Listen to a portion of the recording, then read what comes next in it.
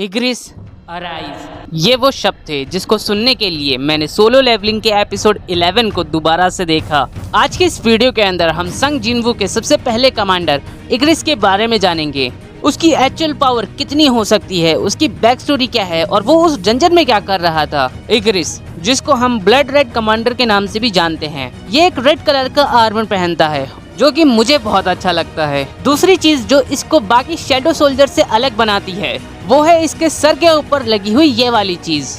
इग्रिस को सबसे पहले हमें जॉब चेंज क्वेस्ट वाला जो डंजन था उसमें दिखाया गया था और उस डंजन के अंदर भी ये बंदा बॉस वाले लेवल पर था और अभी तक का सबसे पावरफुल अपोनेंट था ये संग जिनवू का। इस बात का अंदाजा आप इसी से लगा सकते हो, जिनवू को इसको अपनी शैडो आर्मी में इंक्लूड करने के लिए 3 अटेम्प्ट्स लगे थे। तो इससे हमें इग्रिस की विल पावर का पता चलता है, जो कि इग्रिस की सेकेंडरी पावर है, क्योंकि इसकी प्राइमरी पावर स्वॉर्ड स्किल्स और टेलीकिनेसिस हैं। इग्रिस जिस प्रकार से अपनी स्वॉर्ड को कंट्रोल करता है वो काबिलिए तारीफ है। इसके पीछे का एक बहुत ही इंटरेस्टिंग रीजन है। इग्रिस की जो स्वॉर्ड है उसकी लंबाई इग्रिस की खुद की हाइट जितनी है, तो अपनी हाइट जितनी तलवार को कंट्रोल करने के लिए बंदे के पास super human strength, super human speed, ये दोनों ही होंगी।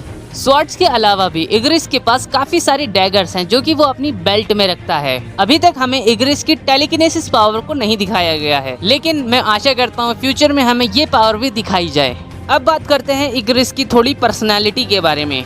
इसका जो सबसे फाइनेस्ट ट्रेड है वो है इसकी लॉयल्टी। जिनवू की शैडो आर्मी में इंक्लूड होने से पहले इग्रिस ऐशबॉर्न की शैडो आर्मी का एक सोल्जर था और उसको ऐशबॉर्न ने सबसे इम्पोर्टेंट टास्क दिया था फ्यूचर में, यानी अभी जो सोलो लेवलिंग का टाइम चल रहा है उसमें जिनवू के साथ फाइट करे और ये चेक करे जिनवू ऐशबॉर्न का नेक्स्ट सक्सेसर बन सकता है या नहीं। इससे आपको ये तो पता चल गया होगा आखिर इग्रिस उस डंजन में कैसे पहुंचा, क्योंकि उसके मास्टर ऐशबॉर्न ने उसको ये टास्क दिया था। अब यहाँ पर मैं अपनी एक थ्योरी बताना चाहता हूँ। इससे पहले मैंने आपको बताया था जिनवू को इग्रिस को अपनी शैडो आर्मी में इंक्लूड करने के लिए 3 अटेम्प्ट्स लगे थे।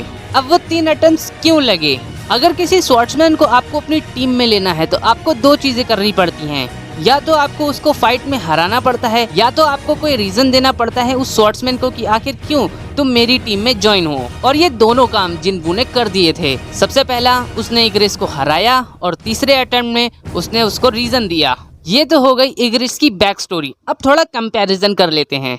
यहाँ पर मैं इग्रिस के 3 फॉर्म्स को कंपेयर करूंगा। पहला, जब वो ऐशबॉर्न की शैडो आर्मी में था। दूसरा, जब वो जिनवू से फाइट कर रहा था। और तीसरा, जब वो जिनवू की शैडो आर्मी में था।